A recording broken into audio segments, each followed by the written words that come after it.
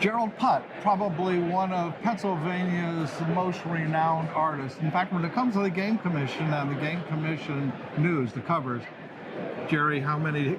You got another one just right now, right? Gonna be in... Well, as of a couple weeks ago, I am working on my 54th cover. 54th cover. Now that's 12 issues a year. Yeah. My first one happened in 1981. 1981. Yeah. Now let's go back and refresh. When did you start painting at Hawaii? I started painting as a little kid, of course. And in 1979, I went full time. And did you go to school to learn to paint? No. How did you learn to paint? Well, yes, I did. Okay. I did the correspondence course that everybody saw in magazines and on the back of matchbooks. On the back of matchbooks. So anyhow, I wanted to be a wildlife artist, and I wanted to be on the cover of Pennsylvania Game News. And I thought maybe by taking this course, it might help me. The only thing it helped me to do was to learn to see, and I was missing things. I didn't see it. It was there in front of me, but I never noticed. So it helped me pick out these things like reflected light and how things change as far as they go, into the distance and that kind of thing, perspective. So I sat down one time and I did this painting of a wood duck with a peregrine falcon chasing it, and I thought, that's pretty neat. And I hung it at an art show, and one of our mutual friends from POWA, John Plowman, he saw it, and he took me and my painting, and we went down to the Game Commission. He showed it to Bob Bell, the old editor of Game News. A long time ago. Yeah. And Bob said, I like that. We can put it on the cover. We have one that Ned Smith did, but we're going to knock that out and put yours in. And I thought, wow. Yeah. Wow. Thank you. Yes. So that was my first cover, and then from there on it was, one a year, maybe one every other year, and slowly now I'm up to 54 with 2 or 3 more this year coming out, and it's been a nice ride. Yeah. What would you tell people out there? We've got a lot of aspiring artists out there, people who would like to be wildlife artists, younger people. Where should they start? What should they do? How do you do it? I don't know. Okay. Because the market is a lot different than it was 50 years ago. 50 years ago, you had an artist that could draw or paint, and they being the editors, they would use the paintings. Today, everybody carries a camera. Oh, everybody's a photographer today. Exactly. Even with their iPhones. That's what I mean. Everybody has a camera. You can do so many things with the iPhones and the cameras and whatever else, and so people do that. So you can take pictures, you can take them to Walmart or someplace else, you can have it printed on canvas, you can have it framed, you can have everything done with it, and people can do that.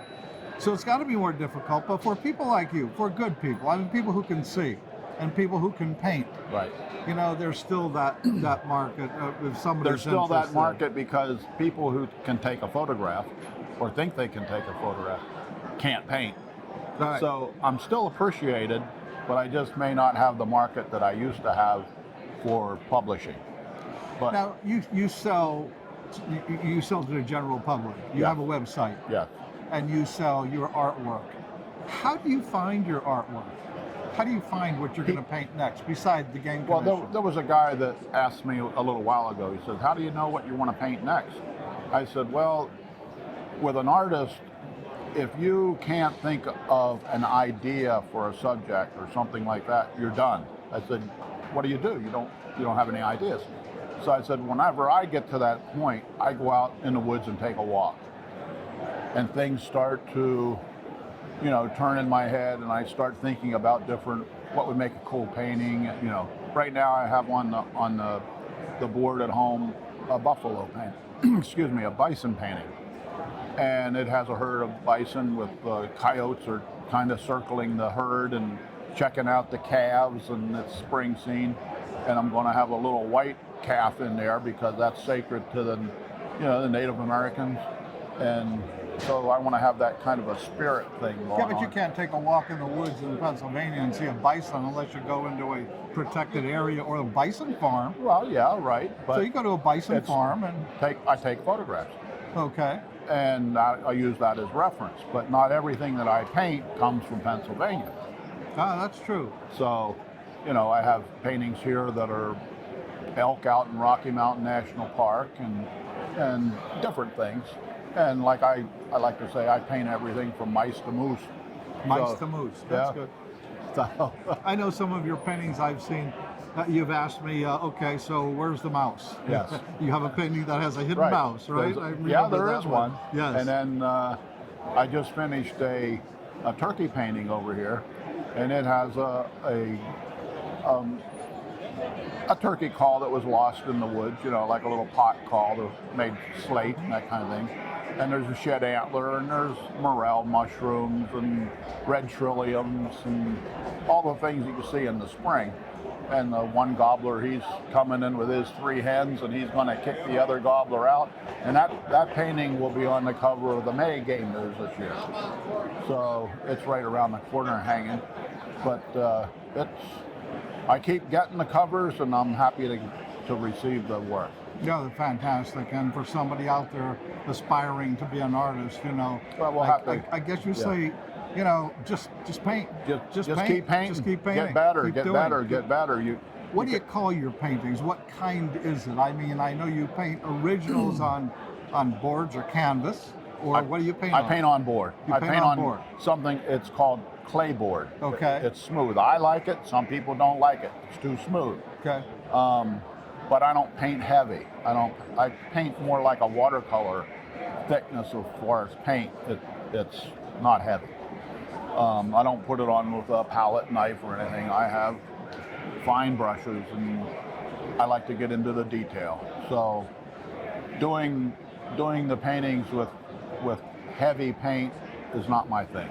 Do you sell originals, and you also sell? I sell most of what I come to shows with are what's called a clay print, which is done on a big digital printer. Mm-hmm. And they're using archival inks, so they're saying like 80 to 100 years before they start to fade.